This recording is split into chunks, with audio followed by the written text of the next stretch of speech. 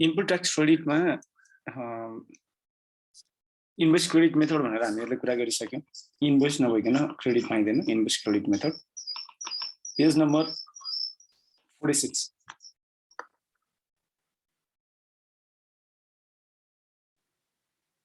Page 46 है।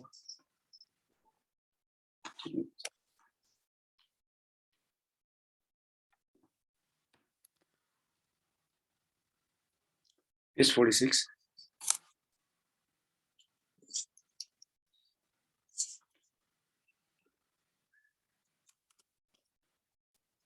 with some exceptions के हो भन्दा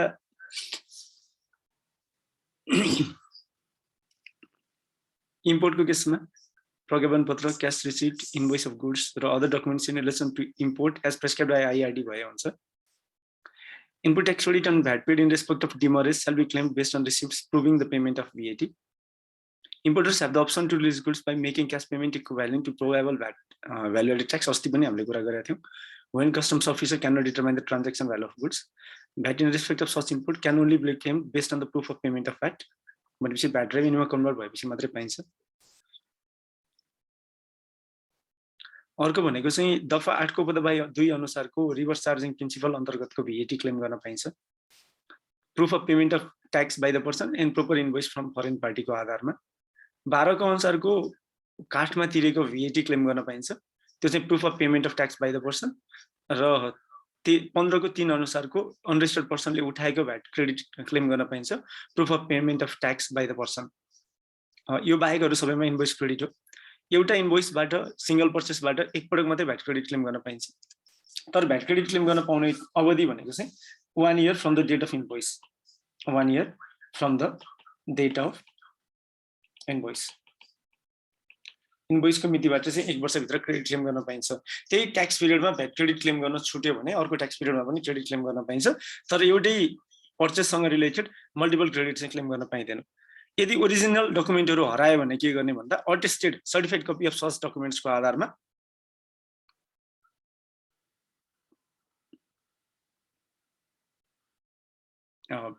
के भन्छ रे इनपुट ट्याक्स क्रेडिट क्लेम गर्न पाइन्छ।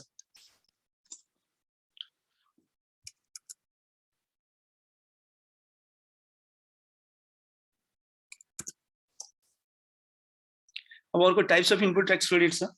टाइप्समा 4 वटा।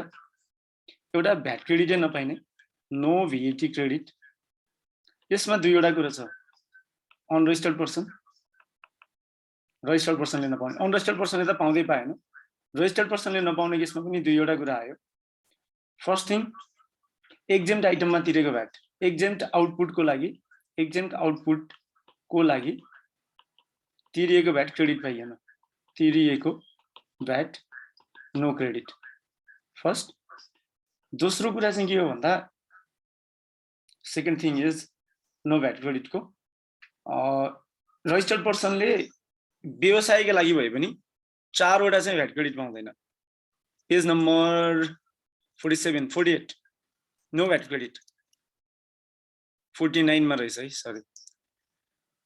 Where the output is taxable but VAT paid on input is not eligible for VAT credit, even if the person's output by utilizing taxable input is taxable, VAT credit on purchase of following items cannot be claimed as input tax credit except when the person's main business is dealing in the items listed below. Number 1, beverage.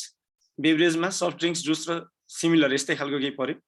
Alcohol or alcohol mixed beverages, example liquor or beer. Petrol used for vehicle र entertainment expense. यो 4 वटामा चाहिँ VAT credit claim गर्नै पाइँदैन। Entertainment expense छ भने, petrol use for vehicle छ भने, alcohol और अल्कोहल मिक्स बेभरेजेसहरू छ भने र नर्मल बेभरेजेसहरू सफ्ट ड्रिंक्स, जुस र सिमिलर छ भने। मिनरल वाटर होइन भने बोटल वाटरमा तिरेको भ्याट चाहिँ क्रेडिट क्लेम गर्न पाइन्छ। मिनरल वाटर हो भने एडेड मिनरल छ भने चाहिँ बोटल वाटरमा तिरेको भ्याट क्रेडिट क्लेम गर्न पाइँदैन, नभए अरू केसमा पाइन्छ। अर्को छ पार्शियल VAT क्रेडिट। हजुर हेलो मनिष जी, आवाज आयो सर? आयो। इन्टरटेनमेन्ट एक्सपेन्स भनेको जस्तो कम्पनीले के रे लग्यो भनौँ न, रिट्रिटमेन्ट के भन्छ नि त्यो के रे इयरली एउटा स्टाफलाई पिकनिक लग्यो, पिकनिकमा भ्याट तिर्यो, क्रेडिट क्लेम गर्न पाइएन। स्टाफलाई ट्रेनिङमा लग्यो, ट्रेनिङमा पिकनिक जस्तो पनि मनायो, पाइयो। त्यसलाई ट्रेनिङ भनेर चाहिँ बुझाइदिनु पर्यो। ट्रेनिङ छ भने ट्रेनिङ एउटा न एउटा केही इभेन्ट जोडिदिनु पर्यो, त्यतिपछि ट्रेनिङ एक्टिभिटी हुन्छ, त्यो बेलामा खाएको क्रेडिट क्लेम गर्न पाइयो। अब एक्जामिनेसनमा चाहिँ पिकनिक रहेछ भने पाइएन। अब एक्जामको लागि चाहिँ पार्शियल भ्याट क्रेडिट चाहिँ के हो भन्दा दर्ता भएको व्यक्तिले ट्याक्सेबल ट्रान्ज्याक्सन पनि गर्छ भने एडमिनिस्ट्रेटिभ भन्न चाहिँ पर्सनल पर्पस भनेको छ, पर्सनल पर्पस होइन, एडमिनिस्ट्रेटिभ प्रशासनिक पर्पसको लागि प्रयोग गर्ने भेहिकलमा तिरेको VAT को 40% क्रेडिट पाइन्छ। 40% है क्रेडिट पाइन्छ। सिम्पल। अब अर्को आउँछ एकछिनपछि पार्शियल, फेरि मैले कुरा गर्नुपर्छ। अर्को आउँछ प्रोपोर्सनेट VAT क्रेडिट। प्रोपोर्सनेट भनेको चाहिँ प्रोपोर्सनेट क्रेडिट, यसमा दुईवटा कुरा हो, तीनवटा कुरा आउँछ। एउटा input directly related to taxable output, अर्को taxable input directly related to non taxable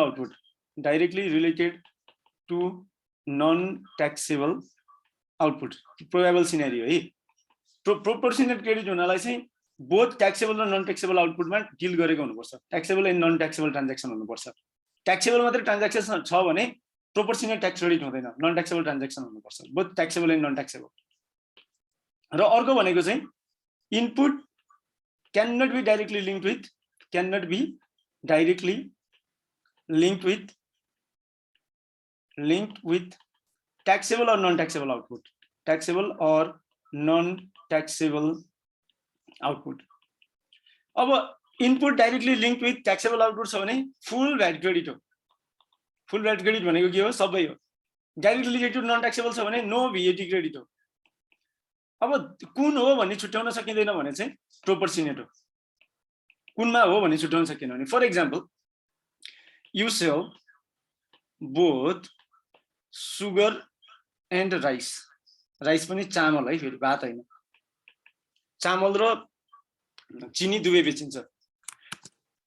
but a weighing machine, अब यो वेइङ मेसिन केमा युज भयो त? वेइङ मेसिन केमा युज भयो भन्दा वेइङ मेसिन युज भएको चिनी जोख्न पनि युज भयो, चामल जोख्न पनि युज भयो। अब त थाहा भएन क्रेडिट कति क्लेम गर्ने। चिनी मात्रै जोख्न युज हुन्थ्यो भने हामीले फुल क्रेडिट क्लेम गर्थ्यौँ, चामल मात्रै जोख्न युज हुन्थ्यो भने नो क्रेडिट हुन्थ्यो। दुवैमा युज भएपछि यो वेइङ मेसिनको VAT in proportion of taxable sales during the period, divided by total sales during the period, credit claim गर्ने। In proportion of taxable sales during the period divided by total sales during the period. बुझ्यो? Proportionate credit भनेको taxable sales during the period divide by total sales. अब administrative पर्पसको लागि चिनी र चामल बेच्ने दुईटैले गाडी किन्यो। एडमिनिस्ट्रेटिभ पर्पसको लागि गाडी किन्यो। गाडी भनेको 3 वा बढी बाङ्रा भएको सडकमा गुड्ने इन्जिन भएको है गाडी किन्यो, बाइक चाहिँ गाडी होइन। एडमिनिस्ट्रेटिभ पर्पसको लागि गाडी किन्यो भने सबभन्दा पहिला त VAT amount multiplied by 40% partial हुनु पर्यो। त्यसपछि यसले चिनी र राइस दुवैमा कारोबार गर्छ भने प्रोपोर्सनेट पनि हुने भयो। चिनीको sales divided by total sales during the period भनेपछि यसमा चाहिँ पार्शियल र प्रोपोर्सनेट दुइटै हुने भयो। होल्ली अन ट्याक्सेबल आइटम मात्रै गर्छ भने चाहिँ यो taxable sales by total sales भनेको नै 1 आउँछ, कथा सकिहाल्यो। फुल भ्याट क्रेडिट फाइनली त्यो भनेको के हो भन्दा output and input are interlink, you can determine directly full VAT credit. 4 three VAT credit भनेको यति हो। केही छ नबुझेको VAT क्रेडिटमा? सर हजुर, के अरे कस्टमबाट सामान ल्यायो होइन? हजुर, 2 थरीको सामान ल्यायो, ट्याक्सेबल र नन ट्याक्सेबल। हजुर। अनि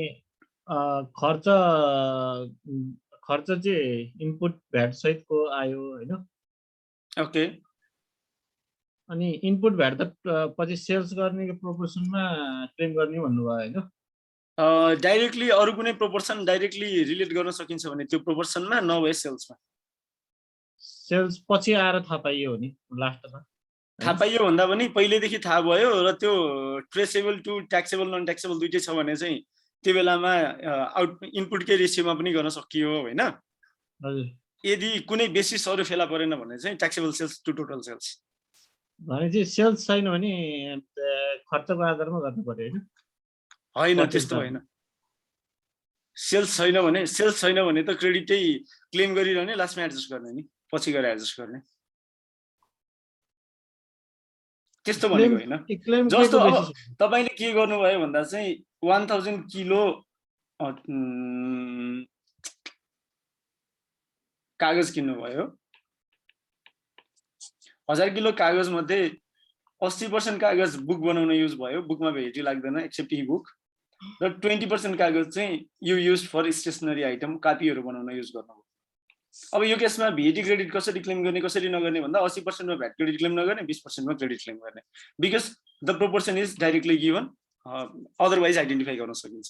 अब यो जुन वेइङ मेसिन छ, वेइङ मेसिन चाहिँ कुनको लागि कति प्रयोग गरियो भनेर हामीले डाइरेक्टली ट्रेस गर्न सक्दैनौँ, त्यो केसमा चाहिँ सेल्सको प्रोपोर्सन लियौँ हामी।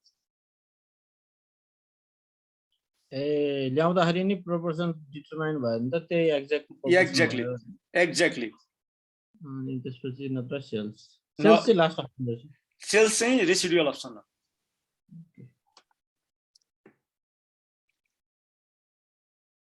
अब रेस्टुरेन्टले रक्सी बेच्यो भने त्यो रक्सीमा तिरेको भ्याट क्रेडिट क्लेम गर्न पाउँछ, किन भन्दा रक्सी बेच्ने रक्सी किन्ने उसको मेन व्यवसाय हो। पेट्रोल पम्पले पेट्रोल बेच्छ, पेट्रोल किन्छ, मेन व्यवसाय हो। आयल निगमले पेट्रोल बेच्छ, पेट्रोल किन्छ, त्यो पनि मेन व्यवसाय हो, त्यो चाहिँ क्रेडिट क्लेम गर्न पाइयो। इन्टरटेनमेन्ट इन्डस्ट्रीले पनि पायो, कसले नपाउने भन्दा त्यो बाहेक जसको मेन व्यवसाय होइन तिनीहरूले नपाउने हो। There are specific issues in relation to input tax credit. Page number 50. Input tax credit on VAT paid on lost goods. Application for input tax credit and time limit for such application. यदि fire, theft, accident, breakage, riot or expiry of consumption time को कारणले, यो 6 वटा event को रिजनले गर्दाखेरि चाहिँ सामान कम मूल्यमा बिक्री गर्नु पर्यो वा सामानलाई नष्ट गर्नु पर्यो भने, दुईटा, सामान कम मूल्यमा बिक्री गर्नुपर्ने वा नष्ट गर्नु पर्यो भने यो घटना घटेको मितिले 30 दिन भित्र, within 30 days of happening of such event, आग लागि भएको 30 दिन भित्र, थेफ्ट भएको 30 दिन भित्र, एक्सिडेन्ट भएको 30 दिन भित्र, ब्रेकेज भएको 30 दिन भित्र वा डिस्ट्रक्टिभ एक्टिभिटी भएको 30 दिन भित्र वा म्याच सकिएको 30 दिन भित्रमा चाहिँ आइआरओलाई, सम्बन्धित आइआरओलाई, सम्बन्धित कर अधिकृतलाई चिठी लेख्नु पर्यो विथ एभिडेन्स, यस्तो यस्तो घटना घट्यो, I need to write off the goods or sell such goods at lower than prevailing market price. यदि भएपछि ट्याक्स अफिसरले त्यो म्याटरलाई इन्भेस्टिगेट गर्छ र on the basis of such investigation the tax office may allow the taxpayer to claim input tax credit of VAT paid on such goods. Okay, अब tax अफिसरले चाहिँ इन्भेस्टिगेटै गर्न नपर्ने एउटा सिचुएसन छ if the goods are insured र insurance कम्पनीले कम्पेन्सेसनको डिग्री असर्टेन गर्यो भने विदाउट इन्भेस्टिगेसन इन्टिमेसन चाहिँ गर्नु पर्यो ट्याक्स अफिसरलाई। इन्भेस्टिगेसन नगरे पनि सर्वेयरले दिएको रिपोर्टको आधारमा त्यो कम्पेन्सेसनको हदसम्म चाहिँ आफैले पनि क्रेडिट क्लेम गर्न पाइन्छ। Wastage cannot be treated as sales भनेर भनेको छ। वेस्टेज गएको र मेटेरियल चाहिँ प्रोडक्सन प्रोसेसमा कुनै र मेटेरियल वेस्टेज भयो भने त्यसलाई सेल्स मानेर ट्याक्स एसेसमेन्ट गरेको थियो ट्याक्स अफिसले। Sudarshan Lal Shrestha versus Inland Revenue office Chitwan Nepal Kanun Patrika 2065 issue 2 decision number 7943 page number 320 मा छ। वेस्टेजलाई सेल्स मान्न मिल्दैन भनेर भनेको छ। भनेपछि नर्मल लसेसहरूको केसमा चाहिँ नर्मल लसकै कुरा भयो, त्यो केसमा दफा 39 क लाग्दैन।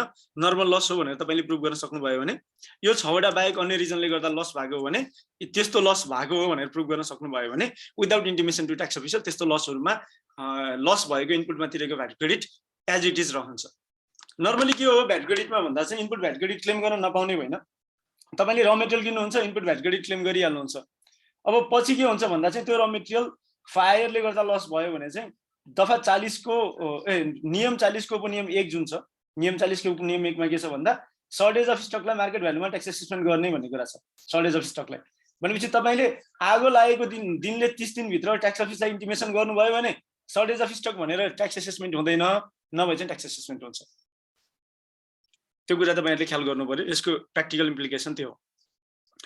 Input tax at the time stock at the time of registration दर्ता भएको बेलामा चाहिँ रहेको स्टकमा तिरेको भ्याटलाई क्रेडिट क्लेम गर्न पाइन्छ input tax credit is able to registered person only when a person is registered for VAT purpose the person can claim input tax credit on the goods सामान purchased before the registration and are it in stock at the time of registration Details of stock in the goods in stock at the time of registration, details in respect of tax invoice or program patra until 1 year previously from the date of registration and other required proofs सहित दर्ता भएको 15 दिन भित्र application दिने application दिइसकेपछि registration पछि किनेको मानिन्छ र ट्याक्स अफिसरले अप्रुभ गरेको हदसम्ममा त्यो त्यसमा तिरेको इनपुट भ्याट क्रेडिट क्लेम गर्न पाइन्छ अब यसमा क्यापिटल आइटममा चाहिँ क्रेडिट क्लेम दिन्छ कि दिँदैन भन्दा दिँदैन तर भ्याट लमा युज भएको शब्द चाहिँ सामान हो है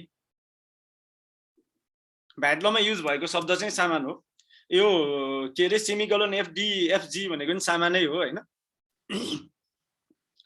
भ्याट लमा युज भएको शब्द भनेको सामान हो तपाईहरुले बुझ्नु पर्यो त्यो कुरा अब सामान भनेको के छ भन्दा जीवनको लागि उपयोगी वस्तु मालमत्ता असबाब सामग्री कुनै विशेष कामको लागि चाहिने साधन सरसामान सामग्री वा उपकरण वा साधन भन्छ based on the definition the term सामान includes capital items as well अब ट्याक्स अफिसरले क्लेम गर्न दिएन भने त गर्न पाइदैन भनेर भनेको छ त्यो हिसाबमा नपाइने होला VAT paid by a registered person on capital items imported or purchased under finance lease through a loan agreement subject to the types of credit available as per the use of asset, even though the legal owner may be different than the beneficiary owner. Input tax credit on used goods claim गर्न पाइदैन if the goods are purchased from unregistered person or if the goods purchased from registered person are used for personal purpose. व्यक्तिगत हदसम्म प्रयोग गरेको हदसम्म चाहिँ use गुड्समा तिरेको VAT credit claim गर्न पाइदैन input tax credit यदि नै हो मैले किन राखे मलाई थाहा छैन क्वेशन सोध्नुस् यो के रे अब बिजनेस भनौँ न रजिस्ट्रेसन सिज भयो हैन रजिस्ट्रेसन सिज भयो स्टक हजुर अनि स्टक छ भने त्यसको केसमा त्यो त ट्याक्सेबल भ्यालुमै हामीले अस्ति पढिसक्यौं हैन रजिस्ट्रेसन सकिएपछि स्टक छ भने त्यो स्टकहरु चाहिँ दर्ता खारेज भएको बेलाको स्टकहरु जति पनि छन् त्यसमा पहिला इनपुट ट्याक्स क्रेडिट लिएको छ भने दर्ता खारेज भएको बखतको मार्केट भ्यालुमा सप्लाई भएको मानेर भ्याट उठाउनु पर्छ भनेर त्यो हामीले कुरा गरिसक्यौं नि अर्को केस चाहिँ सर यो फार्मेसी इन्डस्ट्री हुन्छ नि यो के रे औषधि हजुर हजुर त्यो इन्डस्ट्रीले चाहिँ यो मेडिकल स्टोर या फार्मेसीहरुबाट चाहिँ एक्सपायर भएको गुड्सहरु साउन्ड हरायो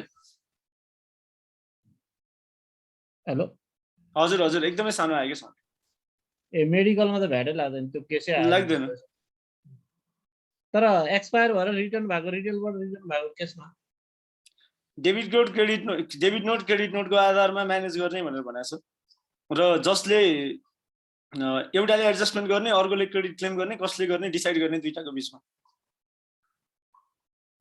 डेबिट नोट क्रेडिट नोट गर्ने अनि एडजस्टमेन्ट गर्ने भ्याट तिरेछ भने चाउचाउमा भ्याट तिरेको चाउचाउ चाहिँ एक्सपायर भयो फिर्ता भयो रिप्लेस भयो हैन पुरा नयाँ सामान जुन जान्छ त्यसको चाहिँ भ्याट बिल इस्यु हुन्छ पुरानो सामानको चाहिँ डेबिट नोट क्रेडिट नोटबाट एडजस्टमेन्ट हुन्छ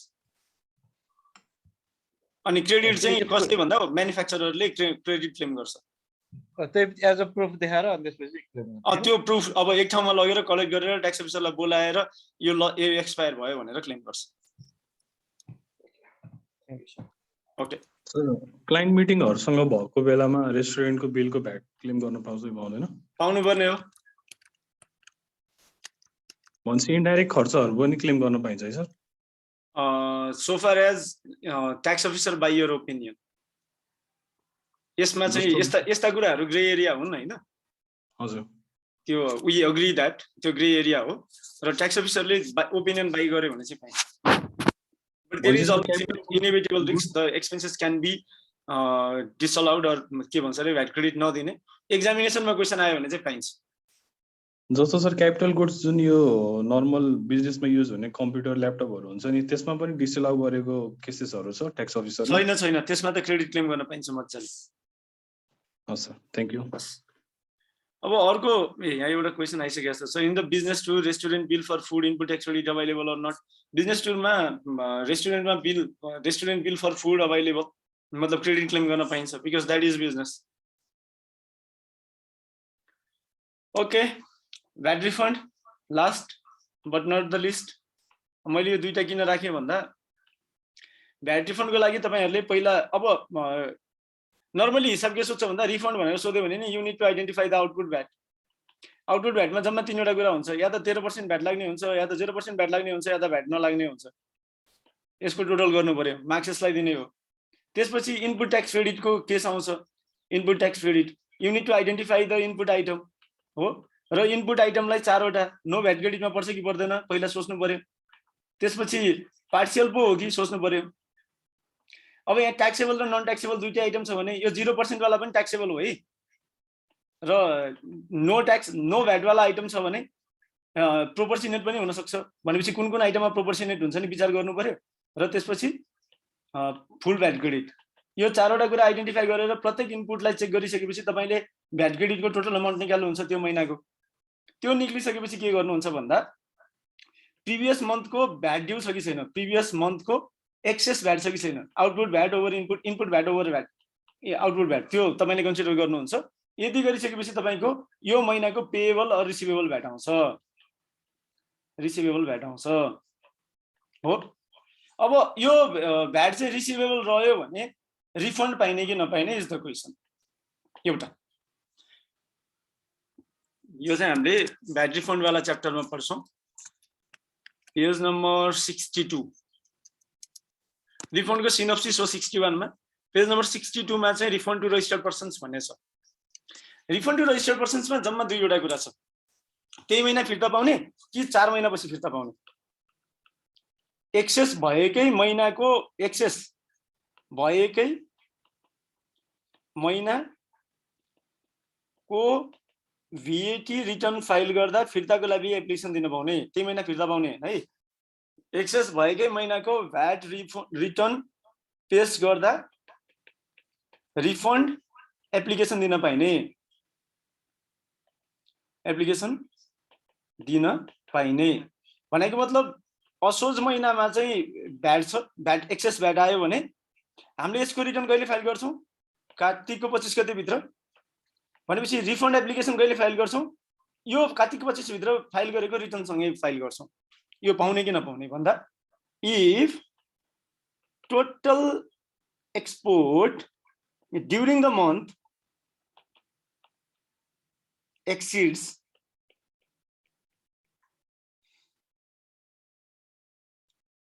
%40 of total sales during the same month.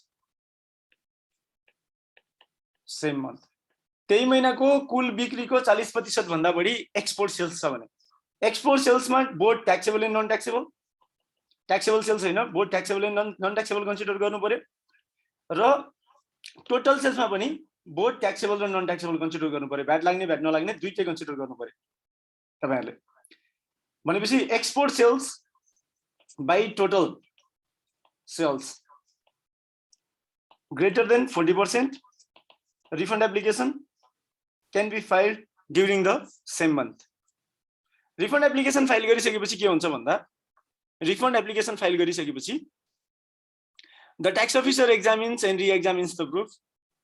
त्यति गरेर उले 30 दिन भित्र चाहिँ रिफन्ड दिने कि नदिने डिसाइड गरेर 30 दिन भित्र रिफन्ड दिनु पर्यो। 30 दिन भित्र रिफन्ड दिएन भने 31औं दिनदेखि 15% पर एनम को दरले ब्याज तिर्नु पर्छ।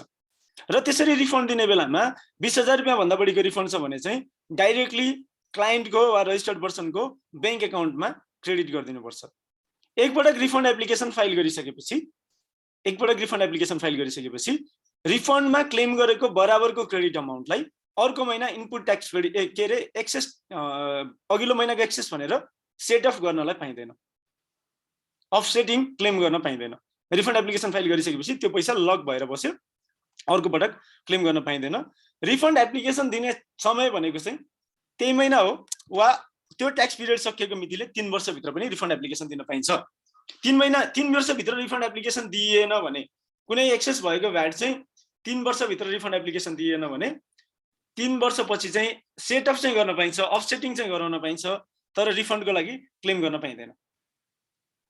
अब what if the persons taxable sales does not exceeds, what if the person's export sales does not exceed 40% of total sales, not equal to 40% ए मतलब एक्सिड्स हो है यो भनेको। यो केसमा फर इक्जाम्पल साउनमा, भदौमा, असोजमा, कार्तिकमा, मङ्सिर 5 वटा महिना हेरौँ है त। साउनमा आउटपुट भ्याट, इनपुट भ्याट हामीले क्यालकुलेट गरेको आउटपुट र इनपुट भ्याट साउन, भदौ, असोज, कार्तिक, मङ्सिर। साउनमा 50,000 आउटपुट भ्याट थियो, 70,000 इनपुट भ्याट, 20,000, 80,000, 60,000, 30,000, 50,000, 50,000 कार्तिकमा र मङ्सिरमा 20,000 अनि 30,000। अब यो महिनाको this month excess of payable है, एक्सेस प्रिभियस मन्थको कति थियो, प्रिभियस मन्थको र नेटमा कति आयो यो हेरौँ। यो 20,000 रुपियाँ, योभन्दा अघिल्लो महिना छैन भनेपछि 20,000 भयो, नेटमा पनि 20K बाँकी रिसिभेबल। यो महिना 60,000, प्रिभियस मन्थ 20,000, 20K भनेपछि 80K रिसिभेबल बाँकी। यो महिना पेएबल आयो 30,000, अघिल्लो महिनाको 80K बाँकी नै थियो, हामीले अफसेटिङ गर्यौँ, 50,000 बाँकी रह्यो। यो महिना 0, 50,000 पहिलाको बाँकी थियो, 50,000 अझै रिफन्डको लागि लिन बाँकी छ। यो महिना 10,000 नेगेटिभ आयो भनेपछि यो 50K थियो, अब 60,000 पुग्यो। अब नर्मल के हो भन्दा साउनमा भएको एक्सेस जुन 20K छ, 20,000 रुपियाँ साउनमा जुन एक्सेस भएको छ, त्यो पैसा चाहिँ अर्को 4 महिना हामीले क्यारी फरवर्ड गर्न सक्छौँ र फिफो बेसिसमा अफसेटिङ हुन्छ। फिफो बेसिसमा अफसेटिङ हुन्छ। साउनमा 20,000 रुपियाँ एक्सेस थियो, भदौमा 60,000 रुपियाँ एक्सेस भयो भनेपछि साउनको 20, भदौको 60 र हामीले असोजमा आइपुग्दा त 30,000 रुपियाँ भ्याट पेएबल भयो नि त।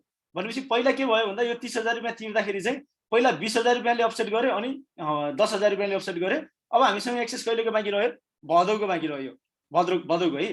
फेरि कार्तिकमा आउँदा भदौको बाँकी रह्यो अनि मङ्सिरमा आउँदा भदौको 50,000 र मङ्सिरको 10,000 बाँकी रह्यो भनेपछि अब पुसमा गएर हेर्ने, किनकि 4 महिना त पुर्याउनु बाँकी पर्यो हामीहरूले। भनेपछि पुसमा चाहिँ यदि मानौ 50,000 रुपियाँ इनपुट भ्याट र 45,000 रुपियाँ आउटपुट भ्याट थियो भने टोटल 5,000 पेएबल भ्याट भयो। 60,000 पहिलाको लिन बाँकी थियो भनेपछि 55,000 रुपियाँ चाहिँ के भयो, हामीले एक्सेस भ्याट आयो। 55,000 लाई अब कसरी डिभाइड गर्ने भन्दा साउनको कति 50 मा 5,000 घट्यो, ए साउन होइन भदौको कति भन्दा 50 मा 5,000 घट्यो, 50 मा 5,000 घट्यो भनेपछि कति बाँकी रह्यो 45,000 र 10,000 कहिलेको मङ्सिरको 10K बाँकी रह्यो भनेपछि साउनको 45,000 त भदौको 45,000 चाहिँ असोज, कार्तिक, मङ्सिर, पुसमा गरेर सेट अफ हुन सकेन नि। भनेपछि यो पुस महिनाको रिटर्न फाइल गर्दा this 45,000 can be claimed as refund. यो क्लेम गर्ने है, पहिला क्लेम्ड एज रिफन्ड। यसरी यो 45,000 लाई चाहिँ रिफन्ड क्लेम गरिसक्यो भने मानौ माघमा चाहिँ के भयो भन्दा आउटपुट भ्याट चाहिँ 60,000 भयो, इनपुट भ्याट चाहिँ 0 छ, पेएबल 60,000 भयो हैन। मैले रिफन्ड एप्लिकेसन क्लेम गरिसकेँ भने अब मसँग अवेलेबल सेट अफ कति हो, 10,000 मात्रै बाँकी हो भनेपछि 50,000 रुपियाँ चाहिँ मैले के गर्नुपर्छ, पे गर्नै पर्छ। रिफन्ड एप्लिकेसन फाइल गरिसकेपछि त्यसलाई अफसेटिङ गर्न पाइँदैन। यो रिफन्ड एप्लिकेसन फाइल गरिसकेपछि 60 डेज भित्र, माथिको केसमा 30 दिन थियो, 60 दिन भित्र ट्याक्स अफिसरले रिफन्ड गर्ने कि नगर्ने डिसिजन लिने। रिफन्ड गर्न पर्ने भए गर्ने, यदि 60 दिन भित्र रिफन्ड गरेन भने 61औं दिनदेखि 15% per annum ले ब्याज लाग्छ। र फाइनल्ली 3 वर्षभित्र चाहिँ रिफन्ड क्लेम गरिसकेको हुनुपर्छ। 3 वर्षभित्र रिफन्ड क्लेम गरेन भने अफसेटिङ गर्न चाहिँ पाइयो, रिफन्ड चाहिँ पाइँदैन। डन सर, केही छ क्वेशन सर? हजुर, 2 वर्ष 2.5 वर्ष जस्तो भएर भ्याट रिफन्ड एप्लाई गरेको हैन, दिया छैन हैन त्यस्तो यस्तो गरे के सर, स्टाफले कस्तो गर्दियो भने भ्याट क्यापिटल गुड्स र उ दुईटैको रिसिभेबल भ्याटलाई चाहिँ रिफन्ड भनेर रिटर्नमा हाल्दियो के, रिटर्नमै रिफन्डमा हाल्नु मिल्दो रहेछ नि त हैन। रिटर्नमै हाल्ने हो, अनछुट्टै निवेदन पछि लिएर जाने हो। अनि निवेदन लिएर गएन के हैन, अनि निवेदन नलिएर गएपछि 1 वर्षपछि आइडेन्टिफाई भयो कि त्यो स्टाफले चाहिँ भ्याट रिसिभेबलको अमाउन्ट किन डिफरेन्स आयो ब्यालेन्स सिट र रिटर्नमा भनेर हेर्दाखेरि त्यस्तो रहेछ क्या होइन ओके अनि 2.5 वर्ष भयो आजको डेटमा होइन अब क्यापिटल गुड्स पनि मिक्स छ त्यसमा भ्याट ऊ पनि दुईटै मिक्स छ होइन भनेपछि त निवेदन लिएर जाने होइन निवेदन लगिसकेपछि ट्याक्स अफिसरले के गर्नु पर्यो भन्दा क्यापिटल गुड्समा दिन्न यसलाई चाहिँ तपाईँले रिसिभेबलै क्लेम गर्नुहोस् बाँकीमा दिन्छु भनेर फिर्ता गर्नु पर्यो अब 3 वर्ष कट्यो भने चाहिँ के हुन्छ सर त्यसलाई 3 वर्ष गटेपछि त तपाईँले आफैले क्रेडिट क्लेम गर्न मिल्यो क्रेडिट त्यो आफै भ्याट रिटर्नमा ट्रान्सफर हुन्छ कि एप्लिकेसन दिनुपर्छ त्यसमा त्यो एप्लिकेसन नदिकन त हुँदैन किनकि ब्लन्डर भइसक्यो नि त ए ओके एकचोटि एप्लिकेसन दिनु न ए अब अनरेजिस्टर्ड पर्सनलाई पनि भ्याट रिफन्डको प्रोभिजन छ दर्ता नभएको व्यक्तिलाई पनि भ्याट रिटर्नको प्रोभिजन छ दर्ता भएको व्यक्तिलाई चाहिँ output VAT minus input VAT excess हुँदाखेरि भ्याट रिफन्ड पाइने हो भने अनरेजिस्टर्ड पर्सनले पर्चेसमा तिरेको भ्याट रिफन्ड पाउने हो पर्चेसमा तिरेको VAT रिफन्ड पाउने कोलाई छ भन्दा diplomats of foreign diplomatic association in Nepal diplomats in international agencies in Nepal United Nations organisations ADB World Bank वा मल्टिलेटरल अरू अर्गनाइजेसन्सहरू foreign diplomatic missions in Nepal UN agencies international organisations projects under bilateral or multilateral agreements collection in error domestic manufacturer of medicine foreign tourist consumer making payment through electronic means VAT withheld by government agencies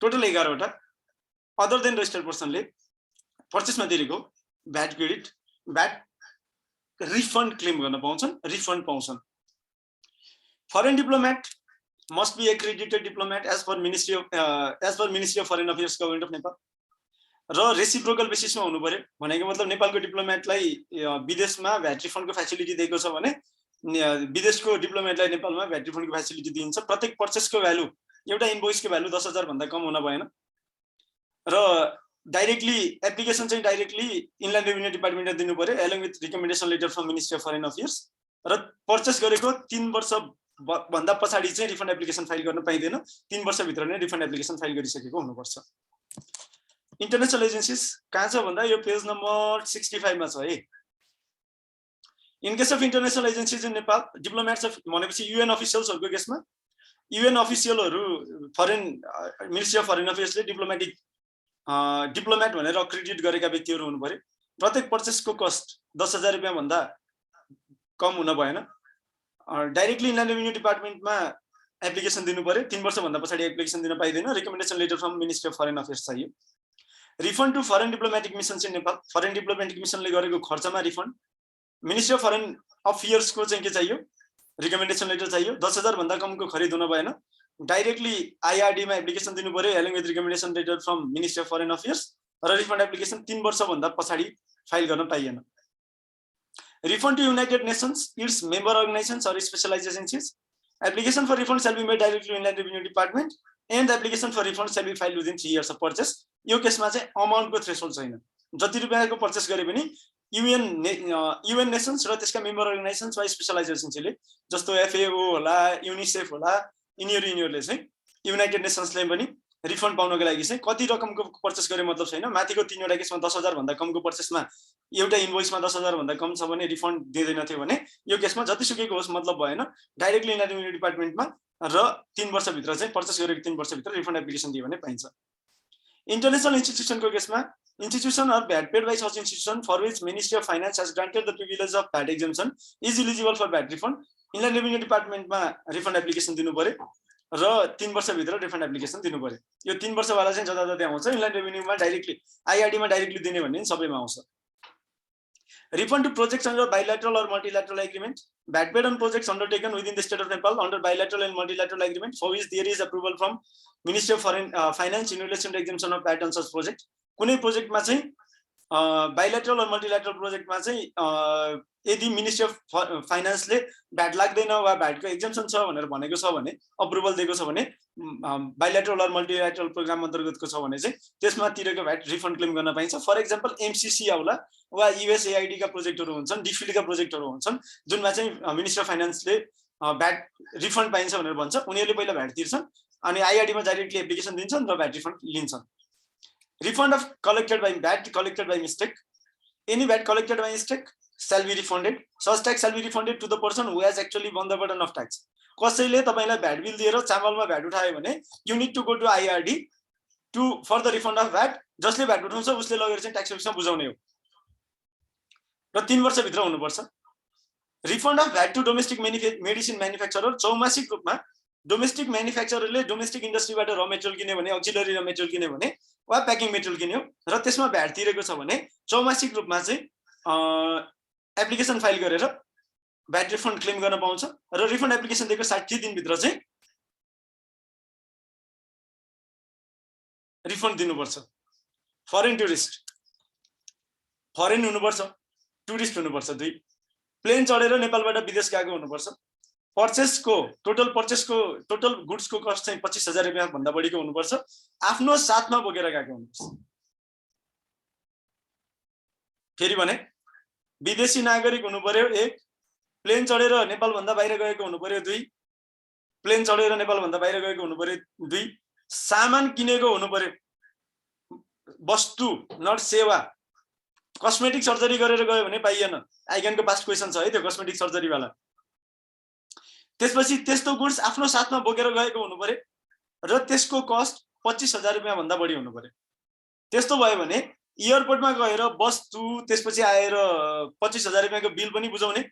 एयरपोर्टमा गएर एयरपोर्टको refund सबले के गर्छ भन्दा सबै कुरा हेरेर refundable अमाउन्टको 3% काटेर बाँकी पैसा चाहिँ फिर्ता दिन्छ फरेन टुरिस्टलाई जाने बेलामा. Cashback facility to consumers.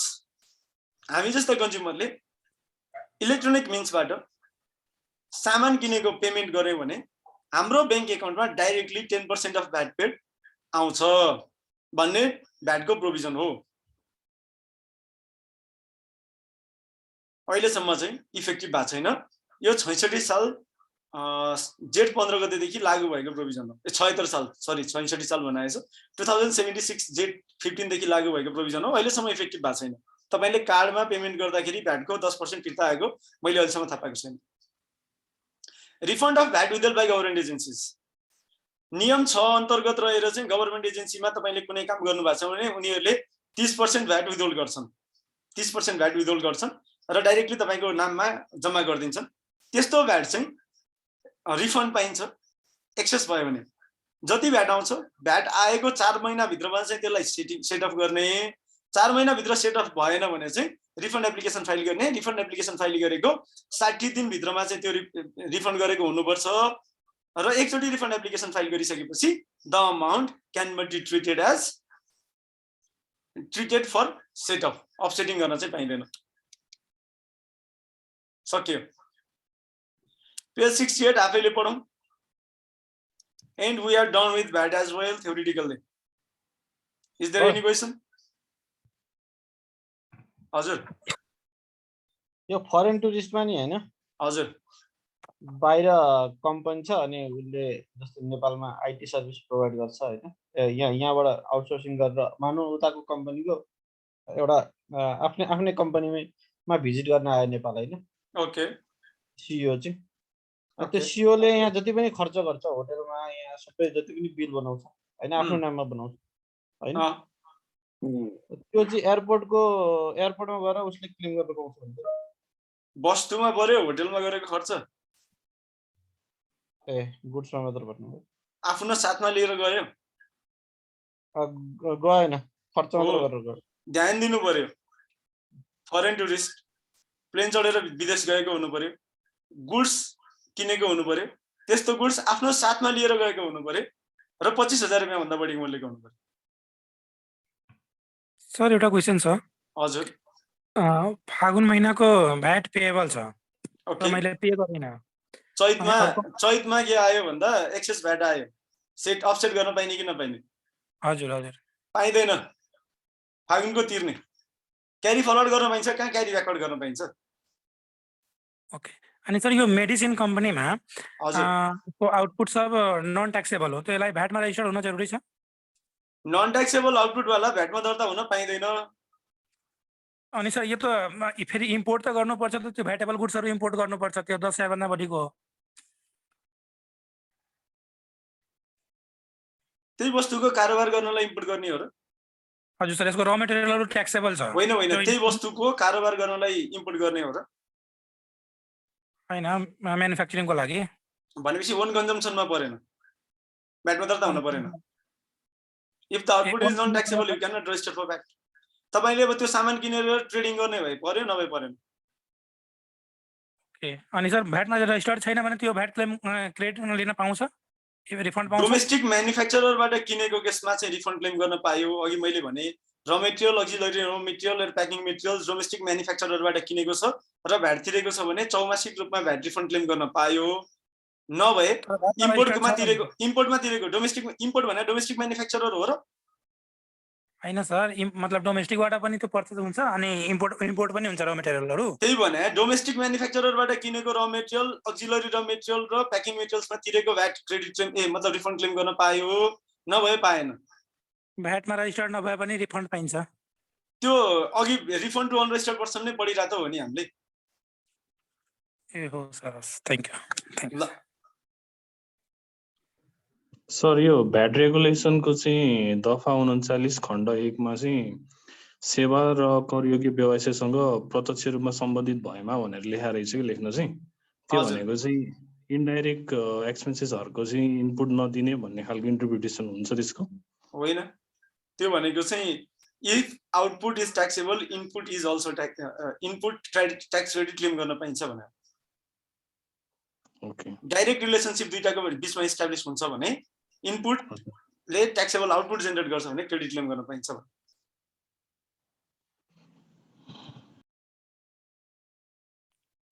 अरु क्वेशन?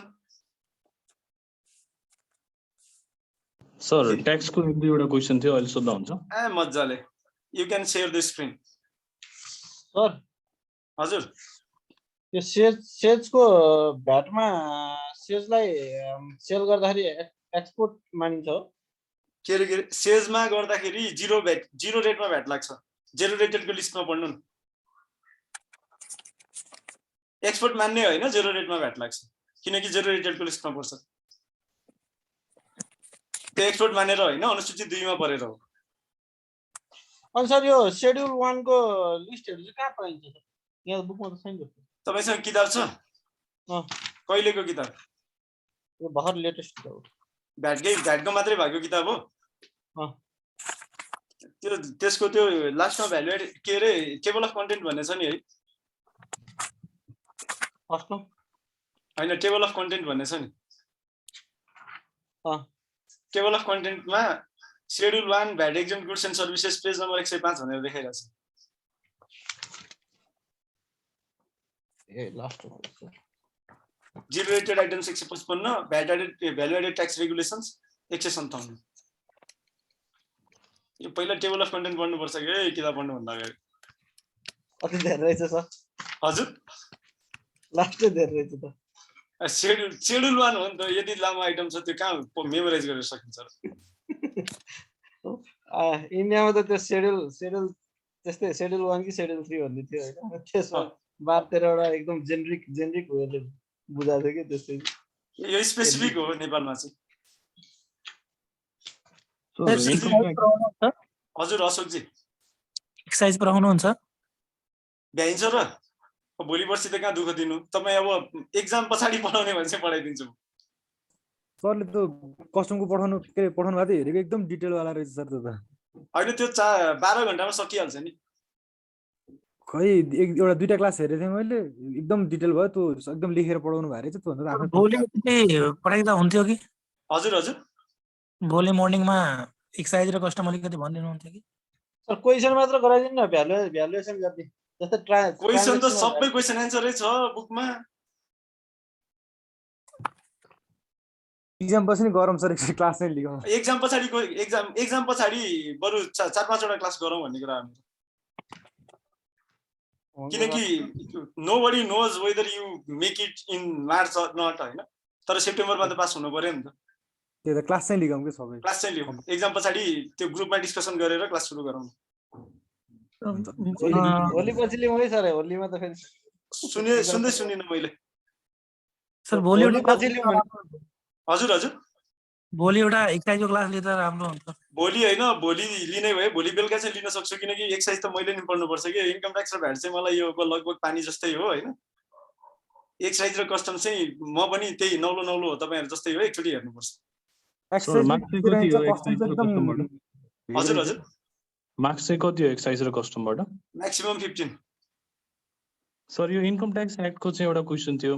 सेक्सन 18 मा चाहिँ हामीले रेन्ट टु नेचुरल पर्सनमा चाहिँ विथहोल्डिङ ट्याक्स काट्नु पर्दैन भनेर भनेको छ हैन सर? या अनि सेक्सन 92 मा चाहिँ फेरि rent paid final to zoning natural भनेको छ। त्यो दुईटा चाहिँ कस्तो नमिले जस्तो लाग्यो कि। एकातिर चाहिँ विथहोल्डिङ काट्नु पर्दैन भनेको छ, अर्कोमा चाहिँ यदि काट्यो भने त्यो चाहिँ त्यो फाइनल 92 को दफा 2 को खण्ड ख झिक्न बिर्सेको। ओके। अनि सर अर्को यो पेन्सन डिडक्सन चाहिँ हामीले 25% of basic exemption Exemption limit limit। चाहिँ तपाईँ त्यो क्वेसन एन्सरहरुमा चाहिँ कतिपय ठाउँहरुमा पेन्सनको यो रिडक्सन चाहिँ छुट्यायो लिएको होला, छैन कि सर? छुटेको होला, किनकि त्यो क्वेसन एन्सर गर्ने बेलामा 77 सालको अनुसार गरिएको थियो, पोहोर झिकेको थियो, यो वर्ष फेरि थप्यो। अनि मैले त्यो हार्ड कपी प्रिन्ट गरेर जम्मै एडिट गरेको छु। त्यसपछि अपडेट गर्नलाई चाहिँ मेरो डिजाइनर खोइ गर्लफ्रेन्ड लिएर भाग्यो जस्तो लागिरहेछ। अनि त्यो रिजनले गर्दा चाहिँ अब म अलपत्र परेँ के खासमा भन्यो भने। यसले त जुनमा पनि निकाल्दिँदैन कि भन्ने डर भइसक्यो मलाई चाहिँ हैन। यत्रो दुःख गरेर काम गरेछ। सर अनि अर्को एउटा क्वेसन, त्यो हामीले यदि बोर्ड मेम्बरहरुलाई अथवा डाइरेक्टरहरुलाई, पब्लिक डाइरेक्टरहरुलाई चाहिँ यदि कम्पनीले कुनै फ्ल्याट सर्भिसहरु दिएको छ भने त्यसमा चाहिँ 56.3 लाग्दैन। किन हो सर? लाग्दैन भनेर लेखा छ, त्यही भएर। नियम 18 ले लाग्दैन भनेर लेखा छ, त्यही भएर। ओके, हस्, थ्यांक यू सर। हस्। सर यो एउटा एक्साइजको बुकमा 19 नम्बर पेजमा एउटा क्वेशन छ, क्वेशन नम्बर 19। एकछिन है, एक्सर्साइजको बुक डाउनलोड गर्छु पहिला म। Weight,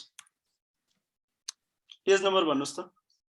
19 page number 19। हजुर, क्वेशन पनि 19, पेज नम्बर पनि 19।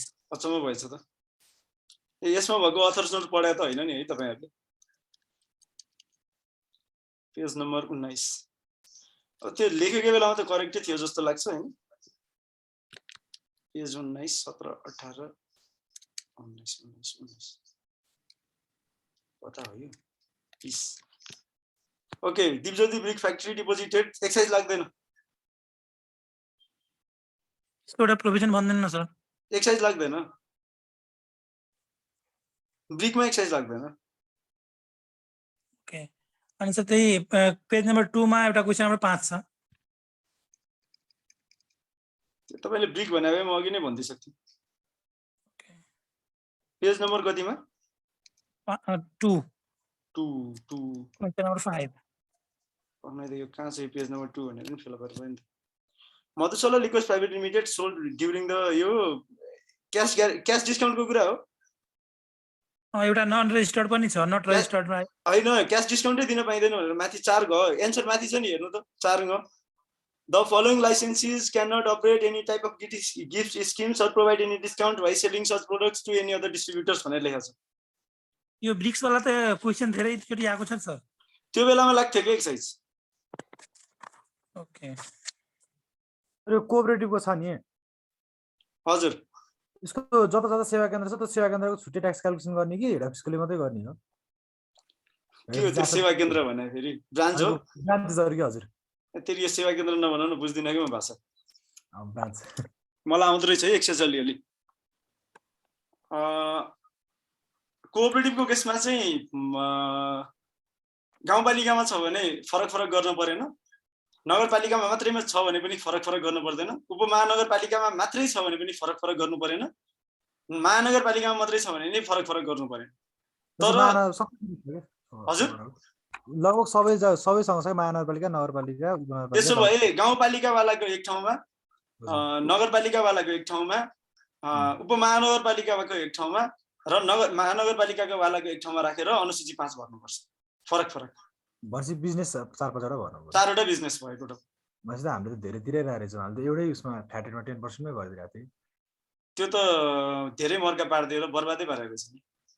त्यही त। पाइएन गल्ती भयो। हुन्छ हुन्छ। रक्सीको रिटेलरले पनि एक्साइजको लाइसेन्स लिनु पर्छ? पर्छ, लेखा छ त, त्यही लेखा छ नि हैन? पर्छ भनेर लाइसेन्सको प्रोभिजनमै छ त।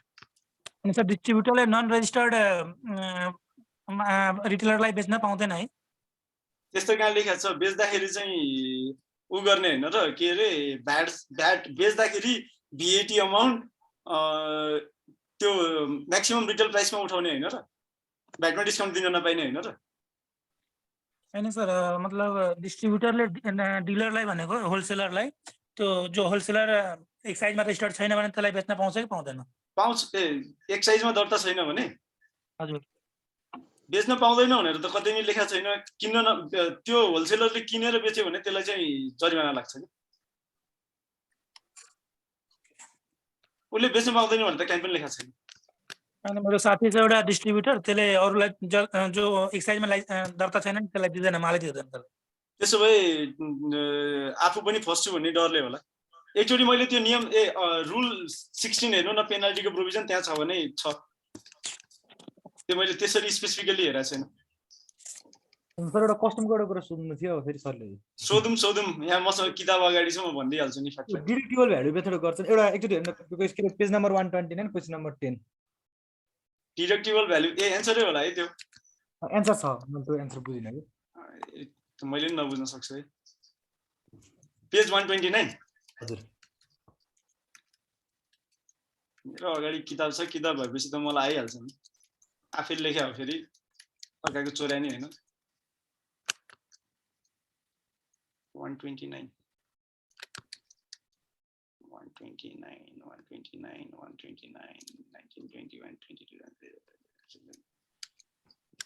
इज इट 29 तेरी 10 पेजको फरक रहेछ यार। Okay page number question number 10 page number 10 हजुर केही सोल्युसन मात्रै हेर्दा हुन्छ। जस्तै लास्टमा यो डिडक्टिबल भ्यालु मेथडबाट जुन ट्रान्ज्याक्सन भ्यालु आयो नि हजुर यो त कस्टम सहितको आयो नि हैन र 8447 त भनेपछि ट्रान्ज्याक्सन भ्यालु यसलाई त अपन 1.20 गर्नुपर्ने हैन र अझै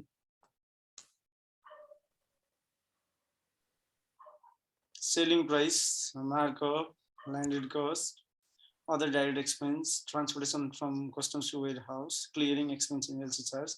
गर्नु पर्यो कस्टम्स घटाउनु पर्यो। है पर्यो है पर्यो, अपन 1.20 गर्नु पर्यो। मैले अर्को पर्यो, क्वेशन त्यस्तै त्यस्तै नै गर्नु भएको छ कि त्यो दुईटा क्वेशन आछ यस्तो दुईटैमा यस्तै भयो होला। त्यही त नि पर्यो पेज नम्बर 129 हैन। यसो गर्नु न त्यो यसको स्क्रिनशट लिएर मलाई टक्क मेसेन्जरमा मेसेज छोडिराख्नु नि। हुन्छ सर फोटो खिचेर पठाउँछु है। अनि त्यो के हो त्यो पनि भनिदिनुस् त्यति भएपछि भइ नै हाल्छ। हुन्छ सर ल यो इन्कम ट्याक्सको सेक्सन 11 को जुन डिस्काउन्टहरु छन् नि स्पेशल इन्डस्ट्रीलाई फेसिलिटीहरु हजुर त्यो इन्डस्ट्रियल एन्टरप्राइजेस एक्टमा दिएको फेसिलिटीहरुलाई नि हो तानेको हो कि कस्तो हो त्यो उता पनि इन्डस्ट्रियल एन्टरप्राइजेस एक्ट लागू हुँदैन त्यही भएर दिमाग नलगाऊ। ओके इन्डस्ट्रियल एन्टरप्राइजेस एक्टको फेसिलिटी नपर्दा नि हुन्छ। तर लमा चाहिँ सोधे रहेछ त्यो एक्जिक्युटिभमा इन्डस्ट्रियल इन्टरप्राइजेसको चाहिँ कन्सेसनहरु इन्कम ट्याक्स एक्टको कन्सेसन नि सोधेको छ। लमा चाहिँ सोधेको छैन। सोधेको छैन। लमा सोध्यो भने चाहिँ लेख्नु पर्यो, इन्कम ट्याक्समा सोध्यो भने लेख्नु भएन।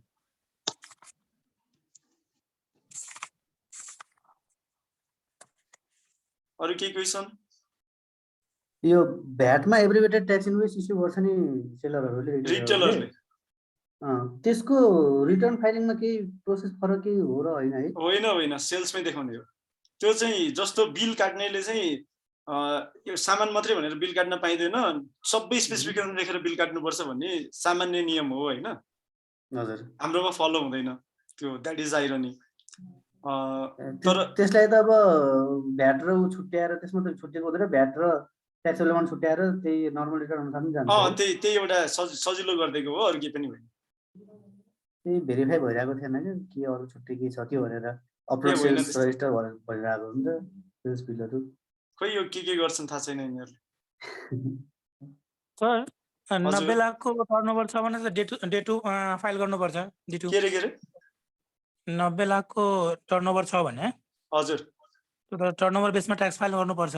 2077-78 मा पाइएन, 78-79 मा पर्यो। हजुर सर यही सालको लागि भनिरहेको छु। 78-79 मा 1 करोड सम्मको नेचुरल पर्सनको बिजनेस इन्कममा टर्नओभर बेसिसको ट्याक्स फाइलिङ। अनि सर त्यो त ट्याक्स धेरै आउँछ त त्यसको सर विकल्प के छ?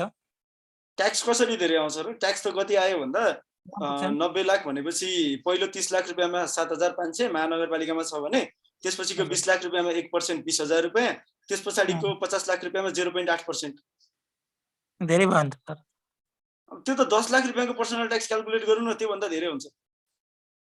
10 लाख पनि नाफा हुँदैन त 90 लाख रुपियाँको व्यापार गर्दा? I don't think so. नेपालमा स्यालेरी ट्याक्स चाहिँ धेरै हो सर। नेपालमा सबै ट्याक्स धेरै हो। आज म ट्याक्स पढाउन गएको थिएँ, यस्तो थाकेर लोध भइरहेको छु कि हैन। एउटा गाडी किन्नलाई तपाईले 10 लाखको गाडी किन्नलाई 50 लाख रुपियाँ कमाउनु पर्ने छ सिचुएसन। अनि कहाँबाट हुन्छ? सबै ट्याक्स बढियो नेपालमा। नडाँटी भन्यो भने यो देश जनता लुटेर नेताहरू मोटाएको देश। सर कस्टमको एउटा अर्को क्वेसन सोध्नु पर्ने थियो। 143 पेज नम्बर 143 153। ओके 143 हैन मलाई थाहा छ कि 153 क्वेशन नम्बर 1 हो। हजुर के छ यसमा? यो एग्रिकल्चर रिफर्म फी भनेर जुन त्यो 5% आछ नि त्यो चाहिँ के गरे? त्यो चाहिँ के हो? के हुन्छ त्यो चाहिँ? यो लाग्छ होला। कृषि सुधार अनि यो एन्सरमा रेट अफ एडभान्स ट्याक्स भनेर जो राखिरहेको छ नि त्यो चाहिँ बुझिन है सर। 5% एडभान्स ट्याक्स लाग्छ नि दफा 95 को। यो पहिले जोड्ने यो चाहिँ भ्यालु निकाल्दा जोड्न पर्ने हो। जोडे है एडभान्स ट्याक्स त जोड्न मिलेन। क्याल्कुलेसनमा चाहिँ राखेको छ एकचोटी। र यो बुझ्दै बुझ्ने यो न क्वेसन बुझ्ने न आन्सर बुझ्ने यसको त मैले।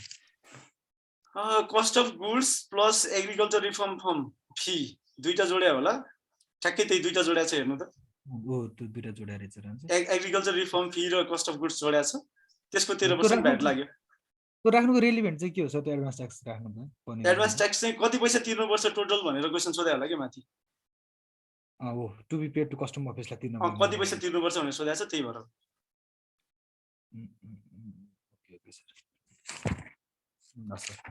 Okay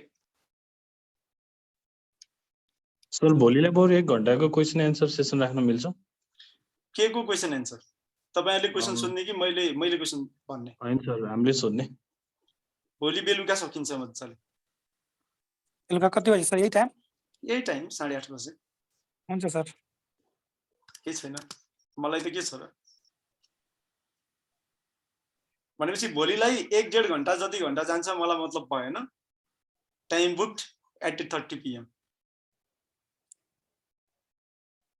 C you tomorrow then. के हो पढेर आज भोलिमा अब एक्जाम आइसक्यो पढिरहनु भयो होला। अल द बेस्ट हैन।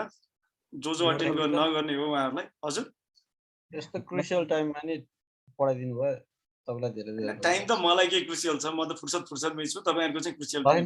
हाम्रो क्रुशियल टाइममा तपाईले पढ्दिनु भयो नि क्लास कभरेज भयो नि त।